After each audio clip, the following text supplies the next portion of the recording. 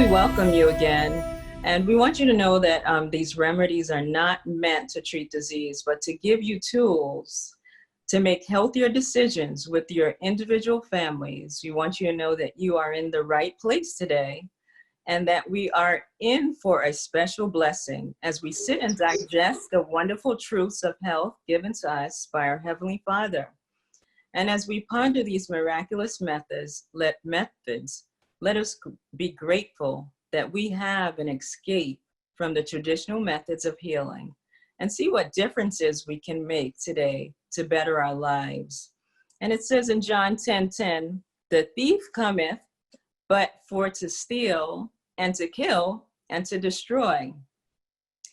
But we know that our Heavenly Father said, I am come that they might have life, and that they might have it more abundantly.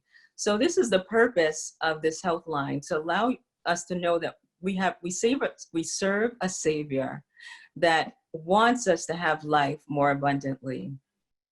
So last week, we discussed oxygen and the importance of fresh air.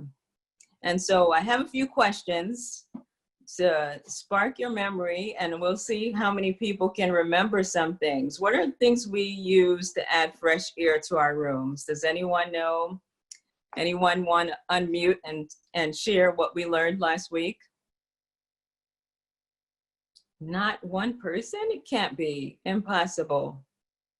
Oh, thank you, Miss Sue, but you're not talking. It's okay. She said plants. That's a great answer. Thank you. Anyone else? Oh, okay. Thank you, Michelle. She said essential oils. No one else? Pure, wonderful. Okay, thank you, Miss. That's what Miss Kennedy or Mr. Kennedy. Open windows was answer number one. Yes, open the windows. So that's the key to all of our rotten air problems that we have inside our homes, because the quality of air that we have inside is worse than outside. So we want to really open up those windows, open up our homes so that we can have that fresh air going through. And so the next question is, what can we do physically to improve oxygen? Did anyone remember what we learned from Brother Andrew last week? Walking outdoors, wonderful. But there was something that he really said. I mean, we talked about, okay, someone wanted to repeat the question. What can we do physically to improve oxygen? Breathing exercises. Yay, you guys are getting it. Deep breathing, that is it. That was what I was looking for. But there's one that everyone's missing. Okay, so he said one key thing that we really never thought of, like when you're breathing, he said to have good posture. Good posture. So that's what we need to improve our oxygen. And of course, we talked about using cotton material when we're making our mask, and to use the surgical mask as far as so that we can allow proper airflow in and out. And the last question is, how can we add oxygen internally? Anyone? No answer is popping up on our chat. Water, yes. Thank you, teacher. You're always on point. Water. There was something that was on the screen, but maybe we did not mention it. One more thing. Can anyone think? Well, we talked about adding chlorophyll to the water to cleanse the blood, which causes good oxygen flow and also builds up your red blood cells. So thank you so much for participating. Again, we thank you for being here with us. And today we welcome Brother Walt Cross to the Healthline program. Walt Cross lives in the Smoky Mountains of Eastern Tennessee, where he and his family serve their community with a small ministry in the Appalachian Mountains. Through their health food store, they are able to provide lifestyle education in the local public school system, businesses, churches, and on a one-on-one basis. Walt's former education was in conventional healthcare administration and worked in that field of the majority of his career. Walt accepted an invitation to work as the director of an international lifestyle center in the Washington, D.C. market, where the method of addressing health concerns took a much more proactive approach in looking for and addressing root causes.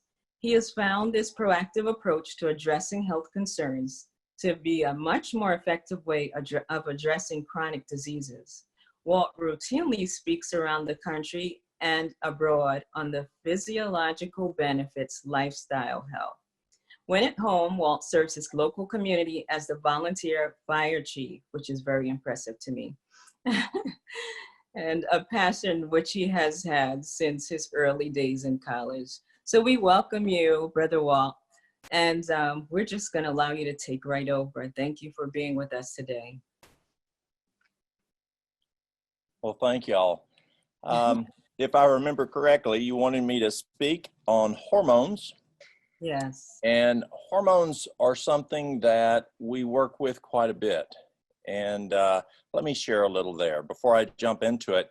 I was reading something just this week, and it caught my attention as I was doing some studying. It says any stimulus that threatens homeostasis has a disease-producing potential. Any stimulus that threatens homeostasis has disease-producing potential. And that is so, so true. You know, when we look at working in, in addressing health, whether it's hormones, whether it's cardiovascular disease, whether it's diabetes, whatever it is, you want to look at systems. And is the systems working correctly? Well, we do that with fire trucks. So on a regular basis, we go around the fire trucks, check them out. If you're a paid department, you're doing this every shift, the beginning of every shift. And that is, you have different systems that you look at on the truck. You may look at your communications, your radios, your headsets, your lighting to make sure that your red lights are working, your blinkers, whatever are working, your siren, your engine, you're checking the oil, the water, the transmission, the tires. You're going around. Just recently, we were doing a 360 on our truck, checking it out, and we noticed both drive tires were losing some tread on the front, and the tires were starting to wear out. So immediately we went and bought new drive tires. We checked the tire pressure, the brakes, are they working well? We live in the mountains, so you don't want a fire truck running without brakes. I've been there. I was going down the mountain one time responding to a wreck on the interstate, and literally driving down the mountain from that point was about a 3-mile drive down a mountain, and the brakes went out. I had 0 brakes. An angel drove that way down that mountain. It was very, very scary. We look at equipment. Is everything on the truck? Air packs, are they full? The alarm's working, the straps out, the face masks clean and disinfected. Are there extra air bottles? Are they full? We look at the lighting systems, the portable generators, the lights, the cords, the extrication equipment. Is the jaws of life working well? The air chisels, the ropes, the fire suppression equipment. Is there water in the fire truck's tank? Is there oil in the suction motor? Fire extinguishers, are they okay? Are the nozzles, the hoses, the medical equipment? Is the AED okay? The jump bag fully equipped? This proactive approach keeps fire trucks, it keeps them running, fully capable, and we're ready at all time to attack anything that we need. We don't wait until the tire blows out. We don't wait until we go and we're needing to use the AED on somebody, and boy, the battery's dead. You know, so we're always proactive, making sure that fire truck is ready at all times as we look at those systems. And that's what we need to do for the human body.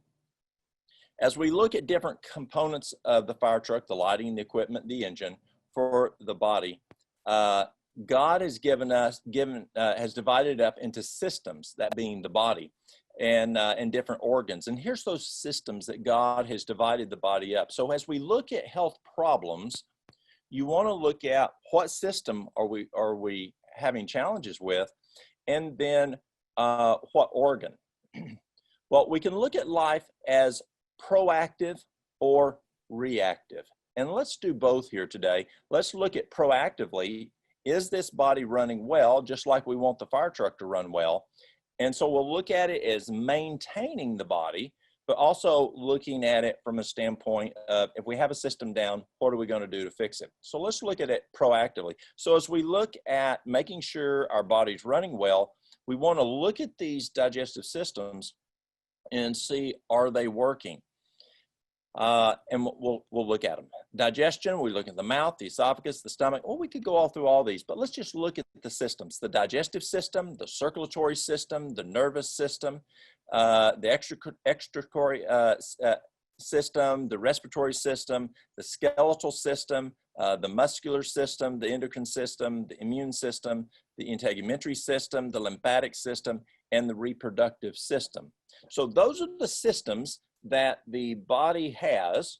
So then we look at all those areas within it, just like we did on the fire truck. Are they working well? If they're working well, and we want to proactively get those guys working, then that is health. So what's the difference in allopathic versus lifestyle? Well, an allopathic model, to address health issues such as, say, hormonal changes, as we're looking at today, it is to treat the signs and symptoms, like addressing estrogen imbalance in the body by using estrogen from, let's say, horse urine from Premarin. Now, I would figure that most of y'all ladies do not want to take horse urine from Premarin. Or we could look at it from a lifestyle side. As the lifestyle model to address health issues, again, such as hormonal changes, we seek to look at the physiology to understand the issue. Is it working healthy? And then identify what's not working, where we go when we look at the root cause if a person is sick. So bottom line, what is the difference between the two? One is looking at pharmacology, the other's looking at physiology, basically. So when I worked in regular healthcare, we looked at signs and symptoms. And how do you address those signs and symptoms? We use pharmacology to fix the problem, and then we get another problem. Then we start doing something called stacking, where we have a side effect of a medication, so you give another medication to address that side effect, and that's stacking.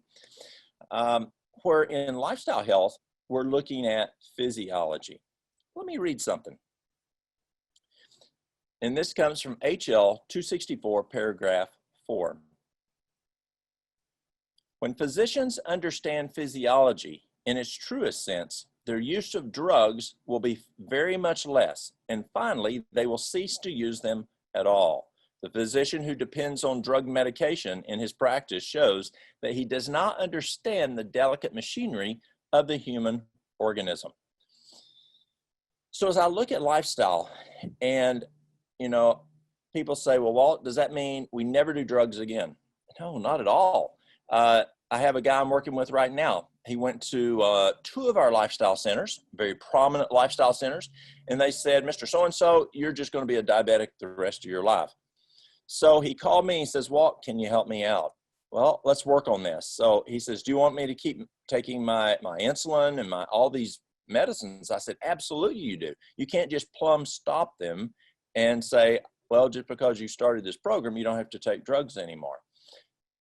So let's take a look back at this statement so that we understand what God's expectation of us is. When physicians understand physiology to its truest sense, their use of drugs will be very much less, and finally, they will cease to use them at all. Now, at what point do we stop using drugs? When we understand physiology.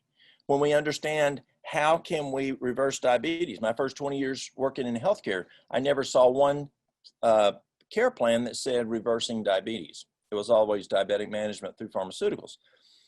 If a person's on Lanoxin, do you just stop the Lanoxin immediately for tachycardia? No, you can kill a person. So you've got to understand the physiology.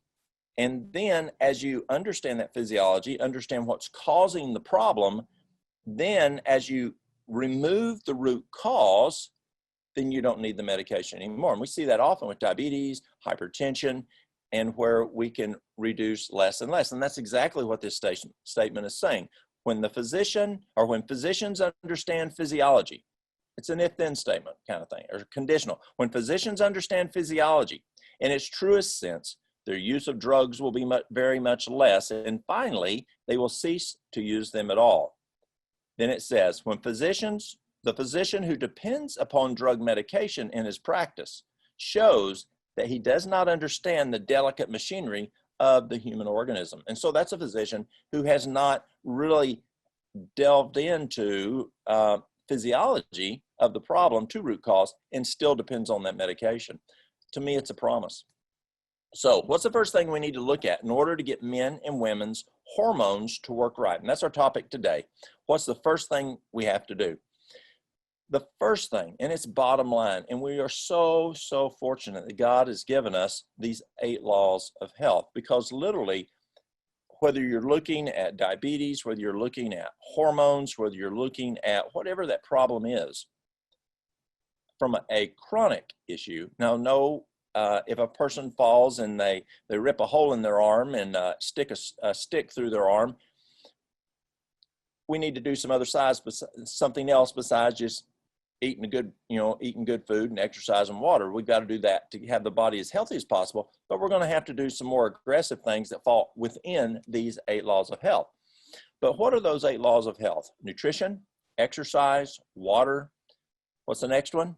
Yes, sunshine, temperance. Now, temperance is just making the right decisions. And for years I thought temperance was, no, I'm good there. I don't do drugs. I don't smoke. I don't do alcohol. So I'm great there. But what about making right decisions on how much we're eating? Or are we choosing the right foods? Or do we need temperance in what we listen to? Are there some conversations after church that maybe we either need to help correct that conversation or just let the folks know I need to run? That conversation may not be a good conversation for our bodies or for our mental health to be listening to. Or maybe is there some music that we shouldn't be listening to, or maybe some things that we're reading we shouldn't be reading. Or how about what's going on today? It is plumb crazy out there today, y'all. Do we need to be listening to CNN and Fox and whoever your media source is? Do we need to be listening to that all day long? It'd drive you crazy. So we need to use temperance on how we, whether we're eating, we're drinking, whatever it may be. The next one is air. And you talked about posture. Yes, posture is so important. That diaphragmatic breathing. So it's not only just the fresh air that we get, but it's also that good diaphragmatic breathing, which is so important, because so many people breathe like a chihuahua, and they got this little breath going on, and they're not doing that full air exchange that they need to be doing. Another one's rest, and that's a hard one, but rest is so very important, and trusting in God. Those basic 8 laws, and I know y'all probably hear those every week, but I tell you, as I sit down and as I work with people on a daily basis and they come in with a health issue, that I ask them what their health concerns are, but also then ask them what do they do within each of these 8 laws of health, more specifically than just saying nutrition. I delve in more than that, but it's very easy to find out, why do they have the hypertension? It could be that person who is super stressed. It could be that person who has atherosclerosis. It could be that person who's dehydrated. And you can find those issues when you get in and start looking at these laws of health. Now, you can also add another one I think is very, very important, and David talked about it, and that is a merry heart. Being cheerful is another one that's very, very important. These fundamental laws must be followed in order to maintain health. So, what is health? Health is defined as a normal condition of the body and mind with all parts working normally. So if a person says, Walt, are you healthy? Well, I have to ask myself a question. Is the normal condition of my body and mind all parts are working normally. If so, then I'm healthy. If they're not, I'm not healthy. And so as you look to work with a person that has health issues, you want to identify, is the body working like it should? Like a machine? No, we're not a machine. By far, we're much more than a machine. But all those systems in our body, are they properly working? If they're not working, or they're starting to have some challenges, we need to fix that problem. And then we have health. So what's next? We have to study the specific body system, and in this case, the endocrine system. If a person comes to you and they're having headaches, they're having bipolar, they're having schizophrenia, they're having anxiety, they're having depression, what body organ do you need to work with on that person? The brain. They have a brain thing. Well, if a person has a hormone issue, it's an endocrine system issue, and so we've got to take a look at that endocrine system. Or if you're just trying to proactively make sure your hormones are working well, you need to look at the endocrine system and see if it's running like it's supposed to. Have you ever listened to a car and just listened to that engine and, well, no, it's running well. I don't hear the valves clattering. I don't hear it missing. Yep, car's running good. It has good gas mileage. You don't smell oil out of the back. The same thing's true to us. We want to look at the systems of the body, assess those systems, and see if they're working well. And we'll take a look here at how to do that. But if there's a problem, we need to figure out what to do to fix it. So the first thing is what is the endocrine system? The endocrine system includes the pituitary gland, the thyroid gland, the parathyroid, the adrenal glands, the pancreas, the ovaries in females, and testicles in males. The endocrine system coordinates the relationship between organs and hormones, which are chemicals that are released into the bloodstream from cells within the endocrine glands. Once the hormones are in circulation, they target specific issues or cells by binding to receptors that are located inside the cell or on its surface. These hormones work as chemical messengers and play a key role in the body's daily functions. Well, the next thing we want to look at is what can harm it. And yes, we may also at this point want to look at symptoms. What are some of the symptoms? Let's see if I have some of those signs and symptoms.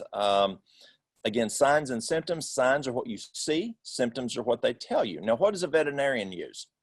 Does a veterinarian use signs or symptoms? He uses signs. That dog can't tell him that he has an upset stomach. So that's a symptom. So he's using signs. But we're humans, so let's look at some signs and symptoms of some hormone imbalances. It could be infertility, irregular periods, weight gain, weight loss, depression, anxiety. And that's something that Mary Lou taught me years ago when I was working with ladies and we saw issues of depression. Let's rule out hormone issues, because hormone issues can cause depression. Anxiety, and we're seeing more and more anxiety today. I have a good friend, a neurologist, and I was asking him long ago, I said, Arvo, do you see a lot more anxiety today? He says, Walt, it is. It's increasing significantly. Fatigue, insomnia, low libido, changes in appetite, digestive issues, hair loss, hair thinning. With men, we're seeing a lot of fatigue when we're seeing low T. We're not just seeing that energy, that libido issue and issues going on there. So is that person having symptoms or signs? And that's where you're just kind of taking a look at that engine. Is that, do we hear anything running bad? My dad used to take a stick. They have stethoscopes today, but my dad used to take I guess it was a stick about, maybe 2 foot long. And it probably was about an inch and a quarter in diameter as a hickory, just a good size hickory. And he would take it and he would listen to different parts of the engine, like a stethoscope. And then, I hear some ticking there.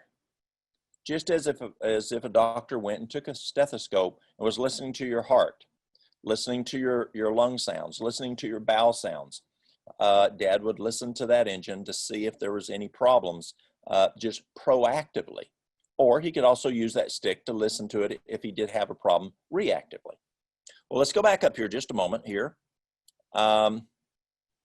So first thing you want to do now is what can harm the endocrine system. As we're looking at the body, we have to do two things.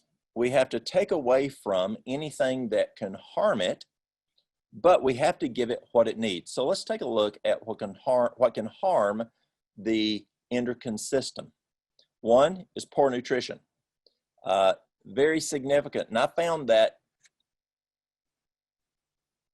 as I work with, it doesn't matter men or women, but if they have poor nutrition, they're more prone to have their hormones off. Do they have a sedentary lifestyle? Are they just sitting around everywhere? That's a problem. God made the human body to move. God made the human body to work. God made the human body to exercise. And when the human body's just sitting on the couch watching TV, it's not going to work well. And you might say, well, Walt, you don't understand. I'm in a wheelchair. Well, do you have function of your arms? Or can you use, can you rub your ears?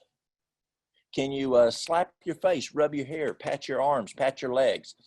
Getting that circulation going, that's very important. You can take a newspaper and roll it up and put tape on it and beat on your chest and beat on your legs and hit your head or whatever.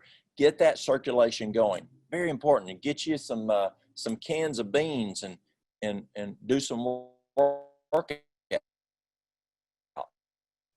I had a lady one time, I was doing a program one time, she was out of New York City. It was a radio program. And I was sharing this philosophy. And the next week she came on and she said, I did that. And she says, I haven't been able to get out of bed. And I forgot how long it was. But when she started rubbing her ears, and try it right now. Rub your ears. I mean, pinch it pretty good. Rub your ears. And before you get out of bed in the morning, rub your head. Just rub it real, real good. Maybe for 30 minutes. Get that circulation going.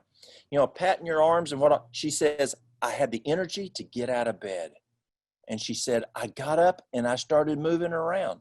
By getting that exercise going, she was able to get moving. Lack of sleep is significant on harming the endocrine system. You've got to have your sleep, ladies, and men too. If men have poor sleep, it lowers the testosterone. Well, what is lack of sleep? How much do we need? We'll talk about that in a few minutes. If a person is overweight or obese, especially if they have visceral fat, that can affect hormones. Medications, there's a number of medications, statin drugs, all kinds of drugs that can affect hormones. Also, birth control pills, they're probably not your best bet. Toxicity out there, exposures to pesticides, toxins, viruses, cigarettes, alcohol, harmful chemicals like DEA, parabens, propylene glycol, sodium lauryl sulfate. Guys, be careful of being around plastics that have estrogen. Ladies too, but we've got to be careful of those toxins that are around. Another one that's really, really a problem and can harm our endocrine system is stress. Stress is, if we look, I think nutrition is probably right there, number one, and stress is probably 1.5. It's huge, and where it blows the adrenals, it blows the endocrine system. Leaky gut syndrome, lack of beneficial probiotic bacteria in the gut, and adrenal dysfunction. Adrenal dysfunction is the largest cause of hormonal imbalance with the sex hormones, especially because of something called cortisol steal. And what happens is with that, with this problem, we see an imbalance in cortisol. And when you have the imbalance in cortisol, it affects an imbalance in progesterone, estrogen, and testosterone. So we've got to keep those adrenals working well. One of the best things, well, I'll cover that in just a moment. So what's required to make it work? So first thing we looked at there was what can harm the endocrine system. So we take the harm away, but now what do we need to do to make it work? It's a two-step process. First thing is nutrition. You want a whole food, plant-based diet with variety. And with variety is very important because all the nutrients are not just in a bowl of oatmeal, a banana, and an orange every morning for breakfast, and some brown rice and some black beans and a salad for dinner. Though that's good, you want more than that. It's kind of like listening to an orchestra, and you've got the trumpet, the flugelhorn, the cornet, and the piccolo trumpet. Well, you've got four instruments there, but they're all trumpet type instruments. You don't have a full orchestra. You need the flute and the baritone and the rest of all the guys to have that full orchestra.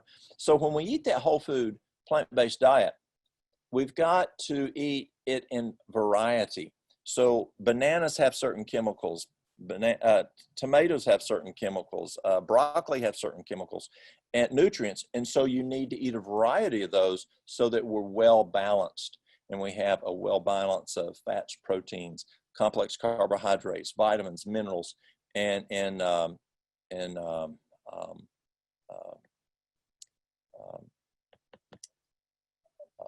boy, I lost the other one, I think, enzymes. And so you have to have a full variety. Another thing we found works very well with hormones is juicing, especially with ladies. Where I used to work, we used to have girls at a local college that would come in and their cycle would stop. And so we just juice them. And we'd only give them just one 16-ounce juice each morning. And within 30 days, their hormones were running again. They're back on their cycle. Juicing has just copious amounts of nutrients. A young lady came to us several years ago, and she was probably around 23. And for 2 years, she and her husband had been trying to have a child. They'd been in Knoxville and working with several physicians, different groups that were specialized in infertility. And she couldn't get pregnant. And so someone told her, well, go over and see Walt and Mary Lou, and they may be able to help you out here. Well, we juiced her for 3 weeks. Just vegetable juice and a little apple, but mostly vegetable juice for breakfast, dinner, and supper. That's all she had. And then for 2 weeks, she only ate just raw fruits and raw vegetables. For 5 weeks is how long she was with us. And 2 weeks later, she was pregnant. And it's phenomenal how much juicing helps with hormones, especially ladies' hormones. When ladies come in and they're just really out of whack, I encourage them to just go on a juicing diet for a while. It's amazing what it does. Juicing is going to be in the blood within 15 minutes. When you eat a meal, it's going to take 2-3 hours to digest that food. It takes a lot of energy. It takes as much vital force to digest that food as it does to go to the gym. And so when you're juicing, it's in the blood within 15 minutes. It's kind of like Herbal. Remember Herbal, where we stick a line straight into a central line in a patient? They're feeding them straight from the pharmacy, and they net more energy because they're not having to spend all that energy in digestion. And plus, it's just super good food, copious amounts of nutrition in that juicing. The other one is eat a variety of foods. High in short, medium, and long chain fatty acids is key to keeping one's hormones in check. And again, let me read that. Eating a variety of foods high in short, medium, and long chain fatty acids is a key to helping one's hormones in check. Not only are these essential fats fundamental building blocks for hormone production, but they keep inflammation levels low. And that's very important here, is keeping that inflammation low. It boosts the metabolism, and it promotes weight loss. And obesity and overweight is a problem there in hormones. Healthy fats have the opposite effect of refined carbohydrates, which lead to inflammation and can mess with the balance of one's hormones. Now, when I get into helping a person, there's three big things that we add to this that we're talking about. And the first one is wild yam cream. And we found wild yam cream to just be phenomenal. If the lady is still mincing, we will have them use 1/4 teaspoon morning, evening, in the lower right quadrant, lower left quadrant of the abdomen, over the ovary areas. Once their cycle starts, day 1, they stop using wild yam cream for 7 days. And then they start back up using it again. Another thing we use is nettle tea. Nettle tea is amazing.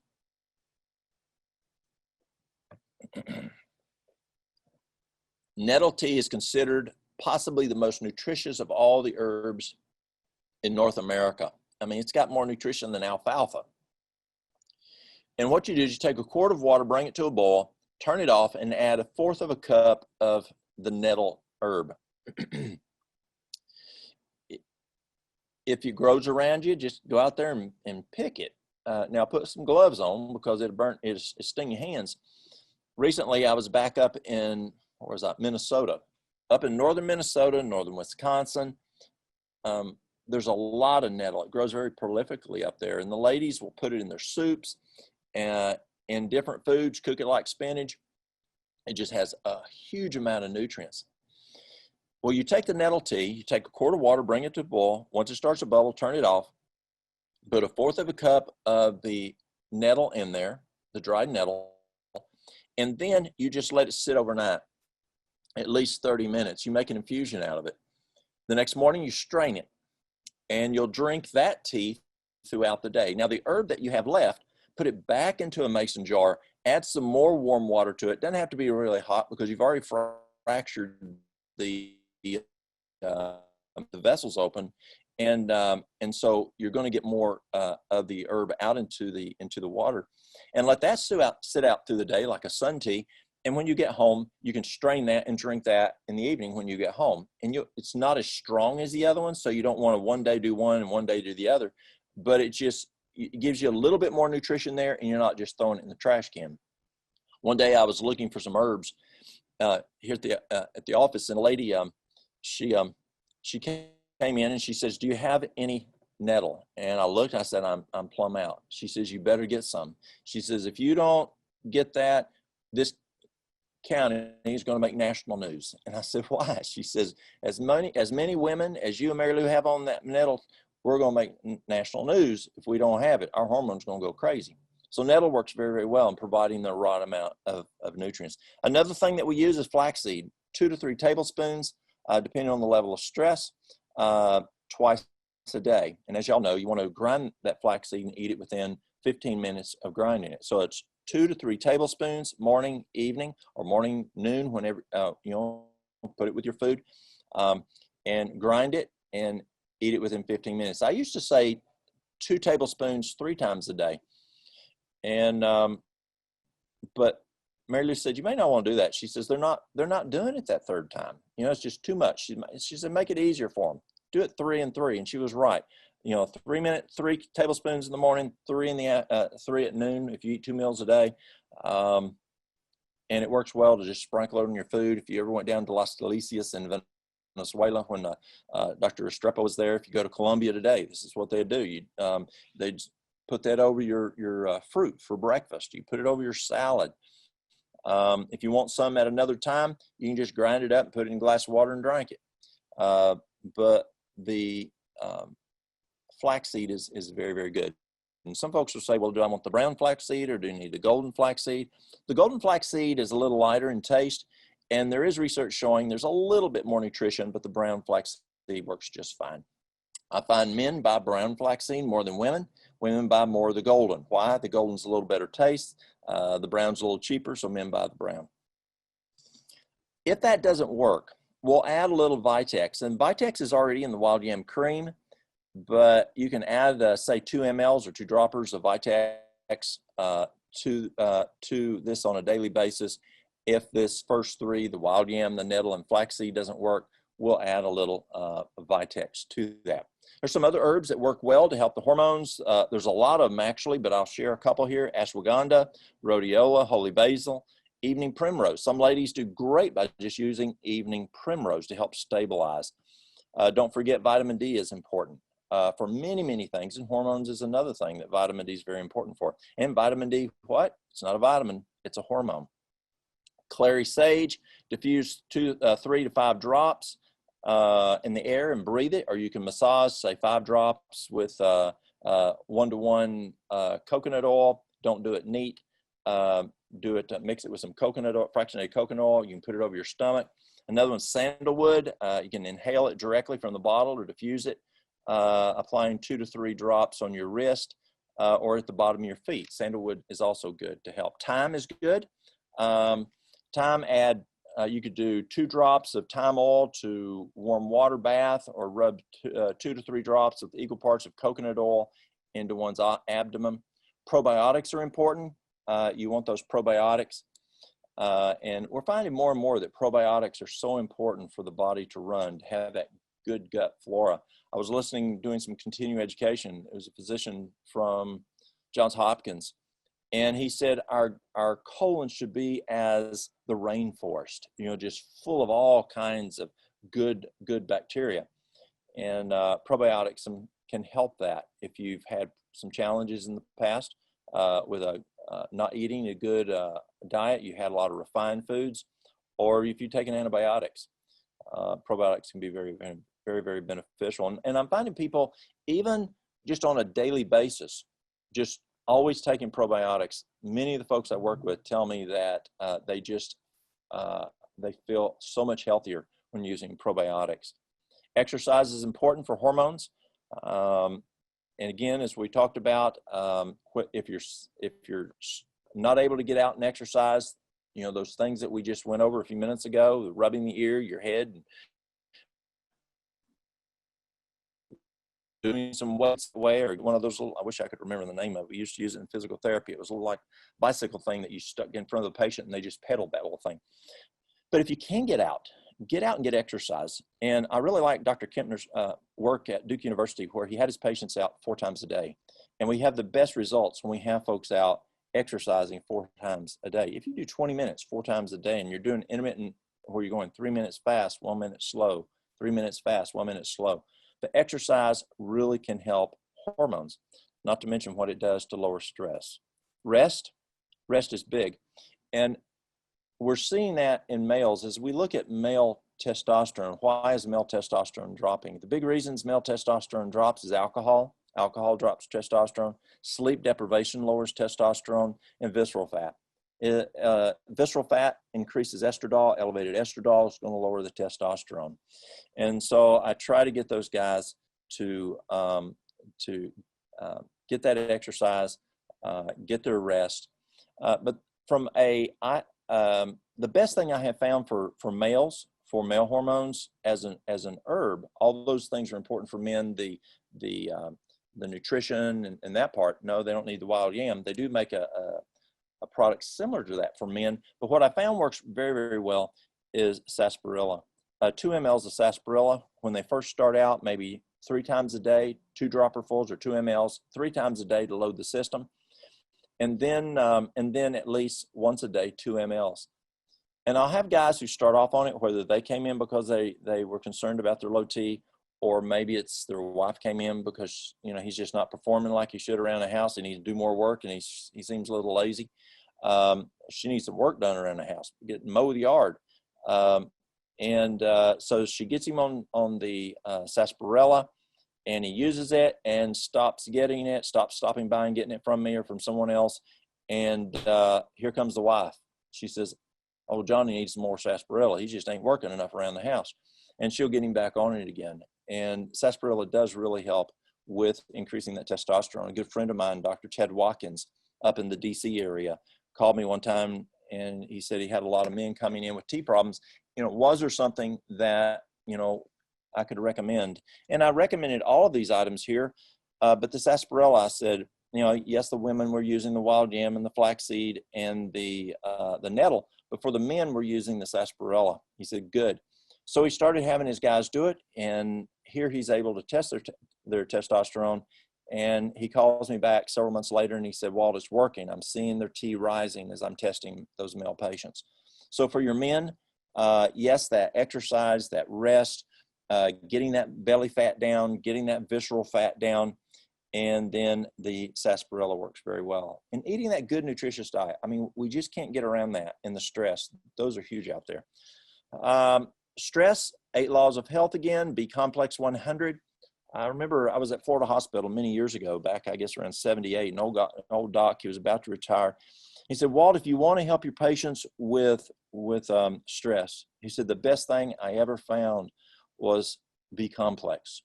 And he was just an old drug writing guy. I mean, he wasn't into anything natural. And he was right. I found that very true. B complex 100, that's 100 milligrams, micrograms, depending on which B vitamin it is.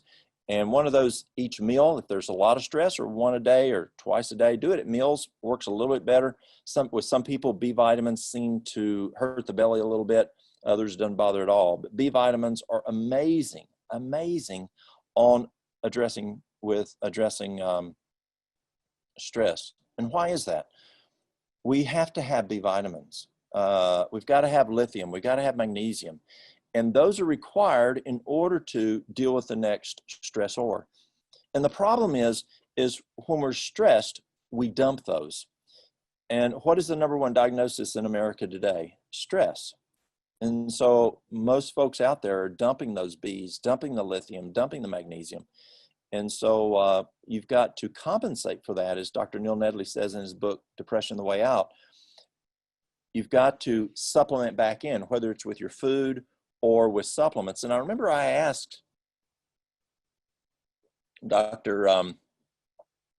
Campbell, and if you can watch us tomorrow, and Dr. Vyeth and Campbell and several of us tomorrow. I remember asking Campbell. Campbell was my professor at Cornell, and I asked him one time, I said, Dr. Campbell, here's what I'm getting out of 100 milligrams of B complex TID 3 times a day with meals. Show me a food, because Campbell's really big on food. He wants us to get all of his nutrients from food, and I agree with him 100%. But sometimes there's so much loss because of so much stress, or because of the food that people have. They just don't have the adequate nutrients in the food because of the availability of food that they have. It may be food that's soil eroded or nutrition eroded from the soil, or it could be they're using hybrid seeds, or they're just not, they're eating a refined food diet. So I asked Campbell, I said, show me a food that I can get 100 milligrams 3 times a day. He said, Walt, there's not any. And so try to get those foods that are high in B vitamins, but if you can't get enough, then you may need to supplement. Another item I found that I found very effective, and I learned this from Neil Nedley, is lithium. Now, there's lithium aspartate, lithium orotate. You don't want the drug lithium, the synthetic drug out there that's 300-600 milligrams. That's bad for you. But the lithium orotate I like better than the lithium aspartate. It seems to work better. But lithium orotate is also amazing, amazing for stress. And so I encourage people to take a B complex 100 and a lithium orotate together as needed, whether it's PRN as needed, or they may have just super stress and need it 3 times a day. And if you're a 2-meal eater, then just drink it with some water so the B doesn't hit the stomach as bad. The reason I put them together is just you're less prone to forget it. Lithium, I don't find, causes a problem without food. Another one is magnesium. It's estimated that 85% of Americans are deficient in magnesium. And the big cause is when we're stressed, adrenaline goes up. And when adrenaline goes up, we go into fight or flight. That's just the way it is. And so as the adrenaline goes up, it can help us run from the bear, but the problem is it can have negative effects and harm the cells. And so God puts a fire extinguishing system in our bodies that dumps a chemical and that buffers or coats the cells to prevent them from getting harmed, and that's magnesium. So if you have a lot of stress in your life, you may find that you have a lot of magnesium loss. And you may say, well, Walt, my magnesium's fine. I just had it tested at the doctor. The problem is most of the lab tests out there are the blood serum, and only 1.5 to 2% of your magnesium is in your blood serum. The rest of it's in your RBC, the red blood cells. So if you want a true, accurate measurement of how much magnesium is in your body, do an RBC, because we find that it can be that 1.5 to 2%. You can have actually adequate amount in the serum, but in the RBC we can see a deficiency there. And so if you're concerned about your magnesium level, just ask your physician to draw a RBC magnesium to find exactly what your magnesium is. But taking some extra magnesium significantly helps with stress. Lavender, vetiver, both of those are great as essential oils. You can put them, whether it's in a diffuser, where you can put it in on your wrist and breathe that, as y'all were talking about earlier on some essential oils. Essential oils are powerful. And there are people out there, and I used to be part of them. I used to think, essential oils, that's new agey stuff. We stay away from that. No, not at all. God's given us herbs, and there's 3 basic forms of using herbs. You can use the herbs as bulk herb, where you make tea with it, or you can make fomentations with it, or you can make capsules with it. But you're limited because of the size of the herb, having to make the teas. It takes time. So you can put it up, kind of like putting up beans or putting up potatoes or putting up corn. You put it up for the winter. And so you can go get that mullein that's growing out there right now and pick that mullein, dry it like you would tobacco, and hang it out, dry it out. And y'all wouldn't understand tobacco, but where I live, there's a lot of folks who grow tobacco here. And so, just hang it out and let it dry. I went over to my daughter's house yesterday afternoon, and her husband had mullein out there just hanging out drying. And then that will be an herb that you can use over the winter. So you can dry it that way, but what if you want it and you put it up where it's more stable? Then you can make an extract out of it with, say, with vegetable glycerin. And that's now going to last instead of just for the year, because herbs will start losing their potency after. You don't want herbs over a year. They're going to, they won't go bad, but they just aren't as strong. And so you want to make an extract, and it holds its strength a lot longer, year and a half to 2 years, and that can help a lot there. Or you can make an essential oil. And essential oils are so strong, it's amazing. 1 drop of peppermint essential oil has the same medicinal benefit of 28 cups of peppermint tea. 28 cups.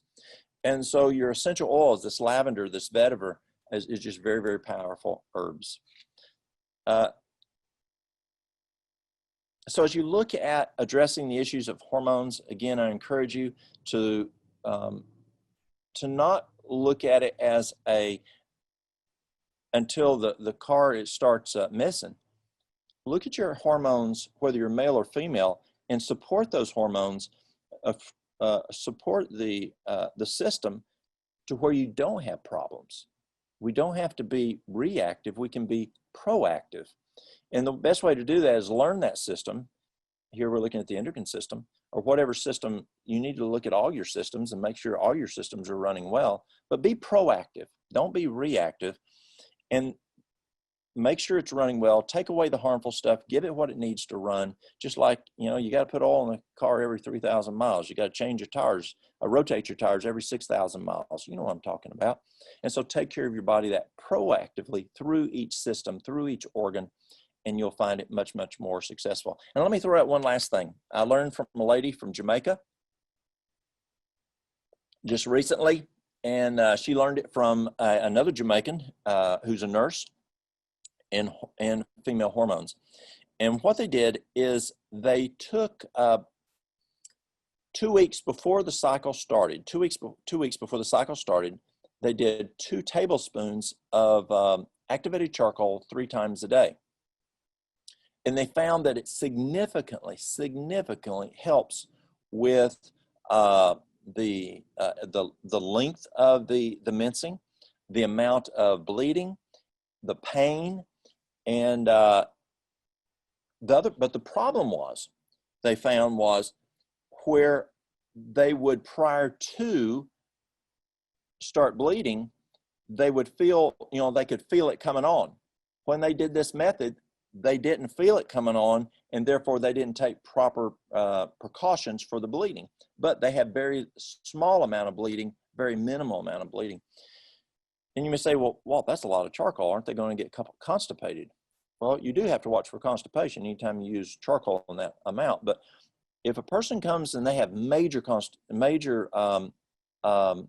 diarrhea, and you can't stop the diarrhea, I'm going to use 2 tablespoons 4 times a day, 2 tablespoons 4 times a day to slow that diarrhea up. So if that person is doing 2 tablespoons 3 times a day, that's well below that, and just monitor for the constipation. Drink adequate water, obviously, that will help to prevent, but you need to do that anyway. But the other thing you have to be very careful with charcoal is don't do it take it internally within 2 hours either side of a prescription, or it will nullify it. And the same thing's true with Allimed. I find that if a person takes the charcoal within 2 hours either side of Allimed, that we see a diminishing effect of the Allimed. There's one more thing there. Charcoal, the last thing on charcoal. We are seeing research today saying that a teaspoon twice a day is preventing cardiac sclerosis. So we are seeing benefit, and research showing that taking charcoal every day can have a benefit to our bodies. It also lowers cholesterol. So that could be why we're seeing that reduction in cardiac sclerosis, but I'd encourage that. Any questions y'all have? Yes, we do. Yes, I have a question. I wanted to know the benefits of taking probiotics if you don't have, haven't been eating a lot of processed foods or taking any antibiotics. I know you mentioned that those were the 2 things you can take probiotics. But I just want to know, is it good to just take probiotics just in general? It is. When you're taking those probiotics in general, we're seeing better elimination, bowel elimination, but we're learning more and more about the gut biome. And MIT is doing some amazing research right now. I'm not fully on board with the direction they're going. I think they'll possibly have some good outcomes, but again, it's coming from the allopathic point. It's not looking at the proactive lifestyle, and we've got to look at those 8 laws of health. But having those probiotics, the gut just runs a whole lot better, and when the gut runs better, the brain runs better, the whole body runs better. Okay, all right, thank you. Yes, ma'am. So how do we, you have a lot of questions on here, but probiotics and enzymes, are they just, I know no one ever wants to say this, but are they just foods that have been deteriorated? What's the best word to use? You know, they've been fermented, but we're not supposed to use that word. So what are probiotics? What are we actually using? It is true. Probiotics do have a bit of fermentation, but the amount that you're taking is not going to cause a harmful effect on the system. It's a very, very small amount. Our option would be to eat yogurt, and that's not an option. You know, I don't want that dairy yogurt. So the probiotics, yes, it does come from a fermented source, but it's very, very minimal, very small. From an enzyme standpoint, I used to have the philosophy that enzymes, we should have adequate enzymes in our food. And that's why we eat our salad for dinner before we eat our cooked food. And that's why we eat our fruit for breakfast before we eat our oatmeal, our cooked food. So we can get those enzymes down in there because you've got those enzymes in the food that's not cooked. Once you cook food, you start killing the enzymes. But I proved myself wrong. A doctor out of Battle Creek, Michigan told me several years ago, he said, Walt, don't forget the enzymes. Take a look at it, try it. And I found as we started using the enzymes, digestive enzymes, we have much, much better digestion. And actually, that's one of my courses I'm taking right now in school is enzymes. That's actually what we're studying is the benefits of enzymes. And so I hope to have more information on that soon. Okay, so, but some people are, I would ask you guys to please raise your hands and we'll do this orderly. Thank you so much. Do you know how to raise your hands on the platform? Thank you. So you spoke about the sarsaparilla for men. Um, is that something that will normalize the men and not the women? That's a male thing, because what that's doing is it's stabilizing progesterone. And thank you for saying that, because it spurred something I failed to share for the women. What happens with the wild yam cream, and maybe Barbara covered this when she was speaking, but wild yam cream, what it does is it stabilizes progesterone. Then when you stabilize progesterone, you stabilize estrogen and testosterone. For the sarsaparilla, what we're doing is sarsaparilla is something to increase the testosterone. And so that's a male specific as far as I understand. Okay. All righty. And so we're going to go to Miss Lady. And then after that, I believe it's Rosanna. I might say it wrong. Rosanna? Hi. Yes. My question is about the, Hello. I think this is my friend here. But Lady, is that you? Oh, that's what it's saying. Okay, Lady, go, and then we'll have Rosanna. Go ahead.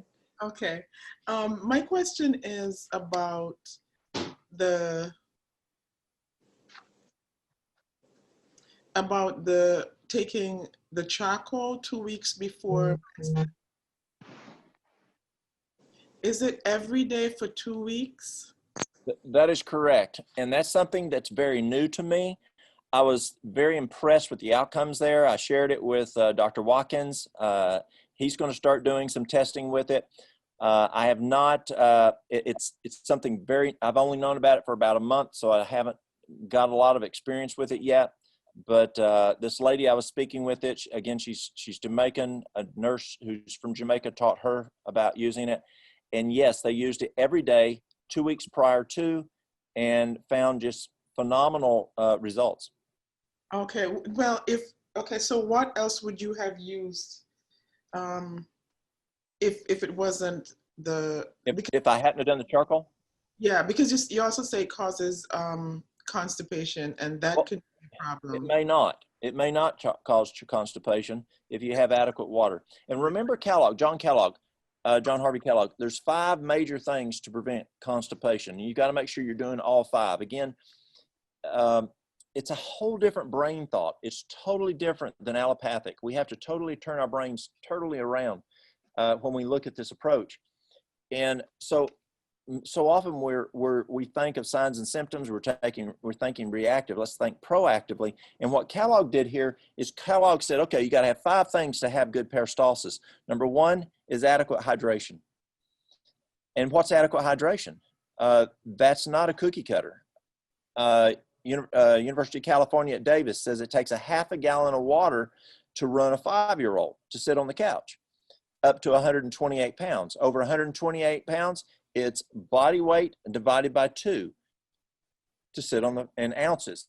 I don't know if you have listeners in other countries that don't do it in ounces, then you take total kilograms divided by 30, and that's how many liters you drink.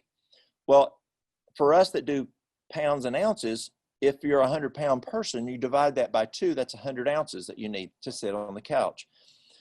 I'm a firefighter, and so I'm required to drink a gallon of water a day by the state of Tennessee for me to go out and go on a house fire. Wow. If I go out and I fight a wildland fire with the United States Forest Service or with the National Park Service, they require me to drink, if I'm on the fire, fighting fire, raking fire, then I have to drink a gallon of water every hour and a half. It used to be every 2 hours. Now it's every hour and a half. So it's dependent on how much water is going. So when you're looking at adequate hydration, you've got to look at body weight divided by 2. That's to sit on the couch. But hopefully y'all aren't sitting on the couch. You're working out in the yard. You're out there mowing the yard. You're out there teaching, whatever. If you're talking, a lot of, you're getting rid of a lot of water. So you need even more, another say quart maybe. So adequate hydration is huge for peristalsis. Number 2 is adequate fiber. Now, when I was in school, they told us that we had to have 25 grams of fiber a day. Now we're seeing nutritionists say 30, 35, and some nutritionists are saying 50 to 60 grams of fiber a day to stimulate proper peristalsis and for the body to work. Number 3 is exercise. Exercise stimulates peristalsis, whether you're jumping on a rebounder or walking. Walking is great for peristalsis, but I have had people come in, they have adequate water, adequate fiber, adequate exercise, but still have very poor peristalsis. And once they add this next item, boom, they start working just like clockwork. And that is eating breakfast, dinner, supper. Breakfast, dinner, supper at the same time every day. Think of when we were kids. Y'all that are in your 50s, 60s, and older, when we went to our grandparents' house, you ate breakfast at a certain time. You ate dinner at a certain time. You ate supper at a certain time. If you weren't there, you didn't eat, period. Because grandma fixed food at a certain time. It was on the table. If you weren't there, you didn't eat.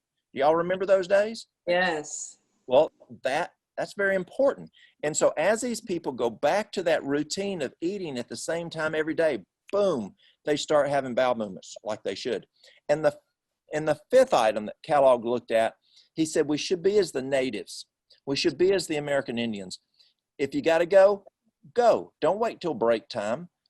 And that's the problem I have when I have people who work at Walmart and they're standing at the register, and Walmart won't let them just raise their hand and go to the bathroom. They got to hold it and wait till break time, then they can go. You're in school, you're driving a tractor trailer, whatever it is. We wait until and you know, hold it. And what happens is, Kellogg found, is our brain starts ignoring the urge. And remember what we used to do this to our patients. They probably still do it today, but we do it with our geriatric patients, is we do something called potty training, where we retrain that patient to urinate. We retrain that patient to defecate by routinely taking them to the bathroom and getting that coordination between the brain and the urge. And so we have to retrain ourselves. When we get that urge, I better go. No, I can't. Because have you ever had the urge come and then you ignore it and it goes away for having a bowel movement? So that can happen. So if you're concerned about the charcoal, I'm more concerned about, are you running regularly as it is? If you're running regularly it is, go ahead then, but don't do the charcoal until you're running regularly as it is. Then you can add the charcoal and you should be fine. And these ladies, both of these ladies had no problem with them, or the lady who's the nurse, she recommends it to her patients. No problem, as long as they're following these principles. Okay, Well, thank you. So we're gonna go one question at a time. So sorry, we're gonna go to Rosanna and then Trudy. Okay, hello everybody. Howdy, I ma'am. just wanted to find out, how do you treat or reverse fibroadenomia, is it? So you're having problems with the fibroids and you're wanting to address those? No, I think she said In the I fibro, think it was fibromyalgia is what she's trying to say. no, not myalgia. No. The adomenia in your breasts. Oh, fibroids in the breast. Okay. Yes. Yes. First thing is, The tumors in the breast, the benign Right. tumors in the breast that happens in your reproductive years, and a lot of teenagers get them. yes. First thing is make sure your estrogen and progesterone are at the right levels, and that wild yam cream, the flaxseed, and the nettle is very good for that. You can use castor oil packs and apply castor oil packs over those areas. And also you can do juicing. Doing all of those, we found, can make the breast soft again and get rid of those. Okay, thank you. Thank you. Go ahead, right ahead, Miss Trudy, please. Okay, good evening, everyone. Blessed Sabbath. My question is, what is the best brand probiotics to take? Is Gold Digest a good one? Is it good for both male and female? A good question. You'll see a lot of probiotics out there for females, and it has some extra items in it that are good for vaginal issues. But you have those out there just for male or female. I like them that are refrigerated, and instead of not refrigerated. And most of the docs out there that are aggressive in this area are recommending at least 10 strains and at least 50 billion of the little fellers. I have one that's 100-100. I have one that's a 60-60. There's different brands out there. You just want a good quality one that's reputable, and it's in the refrigerator. And one more thing on the breast for the fibroids, iodine. Iodine's good for that. 12.5 milligrams of iodine, potassium iodide, That's a legal product. Well, it's a legal solution product, but I don't like the liquid. I like the tablet time release better. But iodine can also help with the breast there. Okay, so Okay. you said the Lugol's iodine, and you said the tablets and not the liquid. That is correct. The problem with the liquid is women will put it on topically, and just as you have problems with essential oils, you're going to have evaporation of around 72-73% of evaporation if you put it on neat, where you're not using it with a carrier. The other problem is if you take it by mouth PO, within an hour and a half it's done. With a good time release iodine, it can go 12 and a half hours, and it's just more effective. And you want the iodine anyway, ladies. Every lady should be taking 12.5 milligrams of the iodine. That's potassium iodide and potassium iodine. There's tremendous research showing it significantly lowers your risk of breast cancer. And we saw that first come out of North Carolina. Now we're seeing research out of Germany doing this. And every woman should be using, and I'm even saying ladies, girls at 18, because I mean, we see girls 18, 19 years old getting breast cancer. Wow, it's a young age. Yes. We're going to go right ahead to Miss Diane and then Donna. Oh, yes. I was just asking the other question about how many strands of probiotic. Have you heard of the PB8 probiotic? Yes, the PB8 was the very first one that I used. Mhm. PB8's a good product, but it only has 8 strains. But PB8's a good brand. It's a good product. It's just I'm now using it. There's some out there that are a little better, but I have people that get PB8 from me. It's a good product. So how many strands is recommended though? Because this one only has 8 strands. Yes, at least 10 strands is what's recommended, and 50 billion. I forgot how many is in PB8. Is it 12 billion, or I don't remember It's right off. 14 billion. 14 billion. Yeah, so that's a little lower, but it's better than nothing. Yes. And it's a good product. Okay. And All right. it's more affordable, because when you get into that 50, the 10 strains, 50 billion, especially when you get that 100, that's way out of the ballpark for most people. Okay, but the PB8 makes one like that also? No, ma'am. Yeah. PB8 just has the PB8. Oh, okay. All right. Okay, we're ready Thank for the you. and thank you so much. Go ahead, Miss Diane. I think she was next, or was that Diane? No, I just went. But one before I go, I just want to ask. Miss Diane, hello. You're trying to let me break the rules. Oh, I just was going to finish up my question. I'm sorry. Go ahead. Go right ahead. No, I just want to ask Mr. Cross, which one would you recommend that has the name for the one with the 10 strands? There's Renew Life. Renew Life. Mm-hmm. And let me think here just a moment. Renew Life is a good brand, and I'll think of the other one in just a moment. Okay, thank you. Okay, so we have Donna, Trina, and then Muriel. It's interesting everybody is asking about the probiotic. So my question is, are you familiar with the Garden of Life, the 5-day max, which is 400 billion, and you only need to do it for 5 days, and it is a refrigerated one. Are you familiar with that? And just want to get your feedback on it. If you've used it or recommended, what do you think? I haven't used it, but I've heard good results out of it. All I've right. heard it's a good one. The other one is Vital Flora, and there's another one that's Blue Bonnet. It's not as strong, but it's another good one out there that's a good brand. But yes, the one you're speaking of is a good product. It's a little on the spendy side, but it's a good product. All right. Thank you. Yes, ma'am. Oh, I'm sorry. I just remember there was something else I wanted to say pertaining charcoal on a fresh cut. That we should not put charcoal on a fresh cut because it will tattoo the area.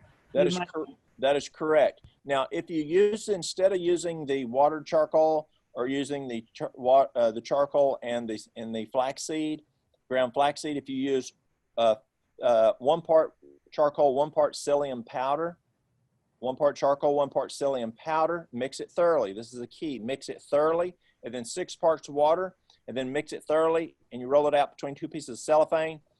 We see much less tattooing, and it holds its form better, holds its moisture better. As y'all know, you got to have moisture for charcoal to absorb and pull. But yes, you're exactly right. I always encourage, if it's an open wound, you use a wet paper towel. But you know, we're spoiled rotten here. You go to a third world country, go to Africa, Yeah. go to Venezuela. Those people don't have paper towels. That's right.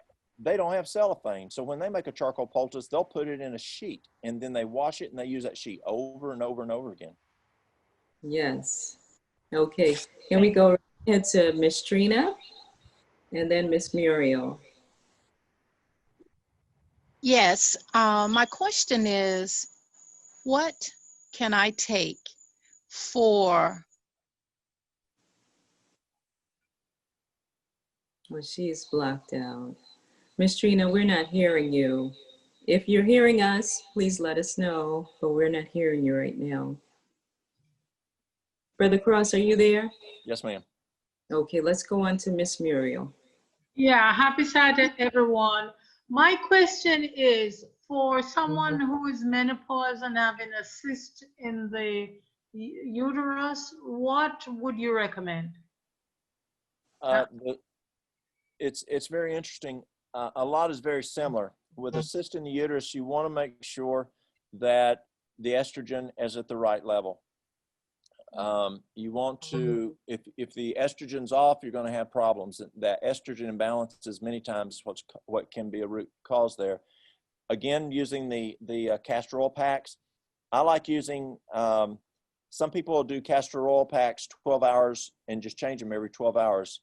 I prefer using a castor oil pack for 11 hours and then letting the skin area, because see what you're doing is you're putting that castor oil on that cloth directly on the skin, and then you're putting a piece of cellophane on there to keep from the castor oil getting on your clothing.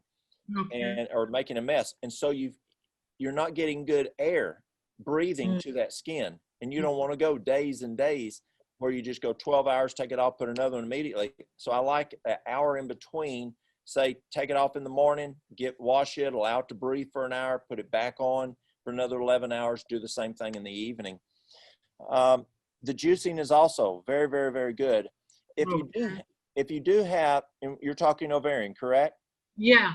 There is a procedure that is covered by insurance. This is really cool. This is really cool. So what they do is they take this physician, I think he's in California, and he takes the ovary and he cuts it, and he peels it back like peeling a fruit. And then he cuts out all the cysts, and then he puts it back and sews it back like sewing a baseball. And it works. It's phenomenal. He only recommends removal of the ovaries in the case of cancer. Okay.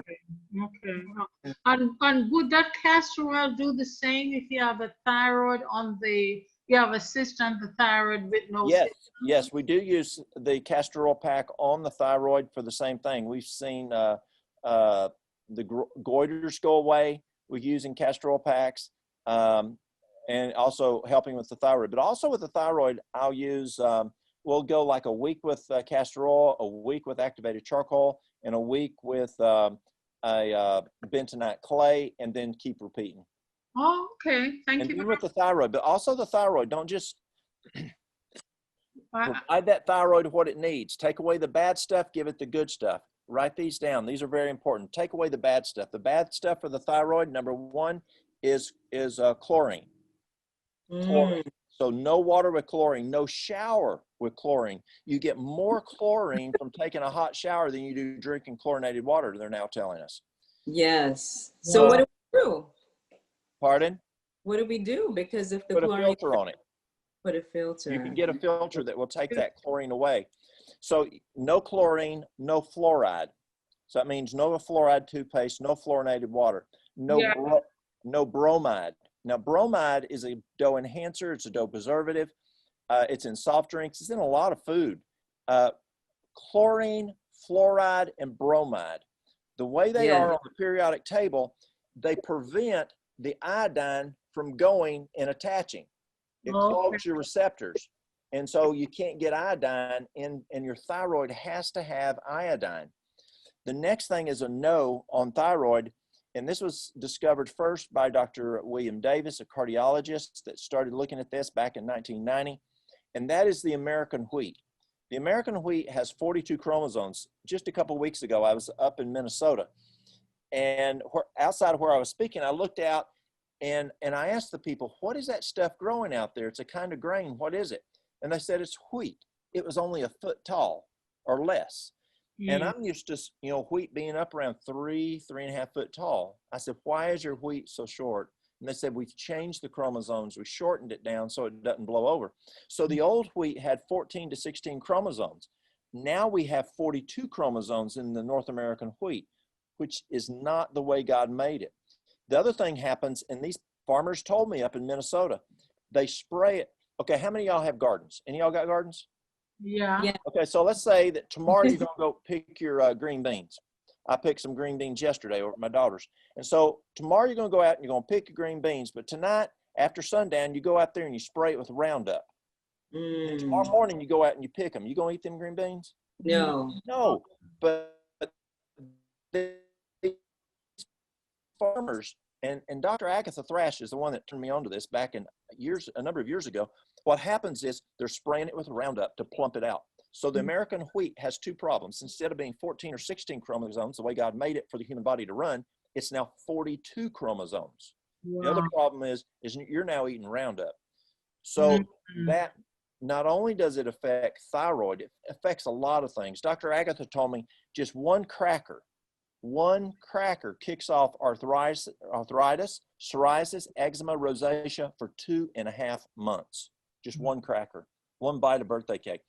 Doctors, there's something called thermography that you can look at various parts of the body. And these medical doctors who read thermography tell us that if they looked at any one of y'all and they shot our colon, they could tell if we've had any of the North American wheat within the last 1 year.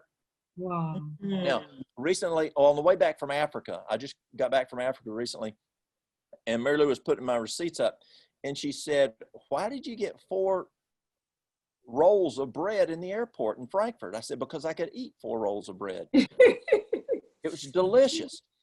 When I'm in Africa, I can eat their bread because in Europe, it's illegal to have hybridized wheat. It's illegal to have the Roundup. Unfortunately, Africa's looking at going Roundup. Wow. And there's a gentleman that I was speaking with. He is over an entity called AGRA. And he's the guy who determines what seeds go in, what trees go in. And I was talking to him about this issue, and I said, what is your position on the super hybridization and of the Roundup? He said, we're looking at that. I said, don't look at that, please. You know, don't do that to the Africans here. What is happening to us? And so number one, no chlorine, no fluoride, no bromide, and no wheat. But those are the no's. But then you've got to have the iodine, at least 12.5 milligrams. If you're hypo, if you're hyper, that's a different situation. If you're hypo, then you want 12.5 milligrams at least, as much as 50 milligrams of iodine a day. You want to have B2 and B3. 250 to 500 milligrams of B2 a day, and 500 to 1,000 milligrams of B3 a day. That helps your absorption of the iodine. And then you need something called L-tyrosine. It's an amino acid, L-tyrosine, 500 milligrams a day. And then you need selenium. Selenium is so important. It's like a catalyst. And you need between 200 and 400 micrograms of selenium a day. Zinc. The thyroid's got to have zinc.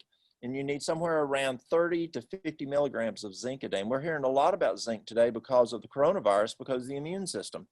But your thyroid's got to have zinc. Your prostate's got to have zinc. The brain's got to have zinc. Very important. So how much would If- that be oh, as far Sorry.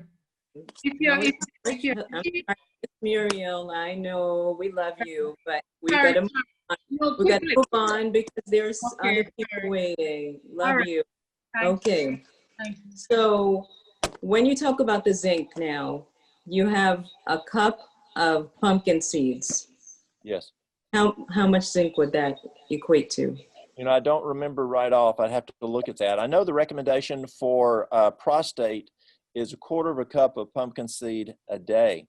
And that's what you're after in the pumpkin seed is the zinc. I'd have to look that up to see. Pumpkin seed's pretty expensive though. And a lot of folks, you know, if you're getting organic pumpkin seed, folks just can't afford it. And zinc's pretty inexpensive just on its own. Okay, we have Azalea, MJ, and then Leanne. Azalea? Yes. Good evening, everyone. Happy Sabbath. My evening. question is, what are your thoughts on unwanted hair? I know that I recently learned that you can get unwanted hair because of hormonal imbalance.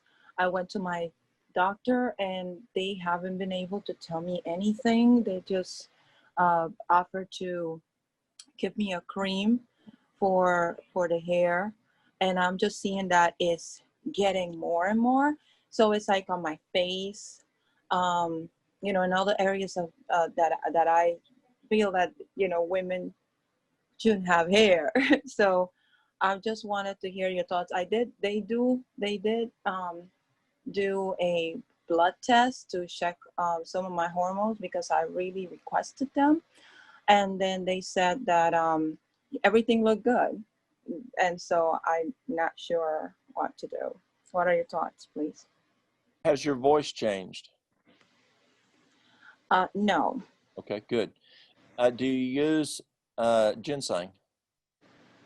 Ginseng? No. Okay, because ginseng can do that for females. Okay. I would again just take a look at it. It's a different approach, but take a look at it. And are there anything out there that we talked about that could harm your endocrine system? And then making sure you're doing the things that you need to do to make your endocrine system work. And looking at maybe that wild yam cream, the nettle tea and the flaxseed, just to try to support your system to give it exactly what it wants. And then make sure that you're staying away from the plastics and things that may higher in the estrogen and you know, different. What kind of work do you do? I'm a stay-at-home mom. Okay, so good. I just, yeah. So that's good. You're not out working in a factory that has really bad chemicals on you. So I would try just to beef up your endocrine system really well, as what we talked about earlier. Just make it really, really healthy and see if that can address that. And then using those, you want to stabilize that estrogen and stabilize that testosterone actually. And so by doing that wild yam cream, it can help stabilize that testosterone. Right, because yeah, I started the wild yam cream some time ago. I did notice some kind of changes with my mood, so I got a little scared. So does your husband use testosterone creams No. or anything? Okay, because that could happen also, where you sleep against him at night or hug him or whatever. If he has any of that cream on him, you can get it on you, and then it can cause that. okay, okay. So Yeah. go ahead. Okay, Thank so you so much. thank you, Ms. Asalia. So can you tell me what foods are the high, medium, and long chain foods that you were recommending earlier before we forget? Yes. Your medium is going to be like your coconut is your medium. So do you recommend coconut oil or just coconut? That's a real good question. I mean, Yeah. boy, you could get two biochemists and they'll argue till the cows come home. Yes. It's very hard for me to recommend coconut. It really is coconut oil, because look at how long we were trained to stay away from coconut. We were told it had a PS ratio of what, 0.2, 0.1, very, very low, that it just wasn't healthy for you. And from a cardiac standpoint, but yet it's a medium chain. And I think we're out, we've been out now over 20 years using coconut oil, and we're not seeing those huge negative effects that if it was real terrible awful, we'd be seeing. So using a little bit of coconut oil, but what's your best one? Olives, even better than that, your avocados. Avocado is actually a complete meal within itself. And avocado is a great fat, and that's what I'd look at. Your avocados, your nuts, your olives, and your medium would be the coconut. And the long, did we get to the long? I'd have to relook at that to see what that one is. Okay. All righty. So, and then you mentioned nettle with Asalia. Nettle, we always heard was for the men, but now you're saying nettle, that's stinging nettle, the same as stinging nettle, right? Yeah, it's more so for we use it a lot for the women. Okay. And it's great for female hormones. It's probably my favorite in the Southeast U.S. to use for allergies. It's excellent for allergies. Now, men are telling me, I'm not having any ladies telling me this, but I'm having men tell me when they use it for 6 months and longer, their hair is turning back to its natural color. Nice. I'm not having ladies tell me that, but I'm having the men tell me that. Okay. So we're going to go to MJ and then Leanne. Yes, thank you, Brother Walt. Really appreciate you sharing the information. I didn't know about the chlorine effects on the thyroid, so too bad for us in Texas. We can't go in the swimming pool, right? Too much chlorine. That would be a challenge, yes. Anyhow, find creek out there. The comment was about probiotics. What would be your thoughts on allowing the gut to make the probiotic strains by eating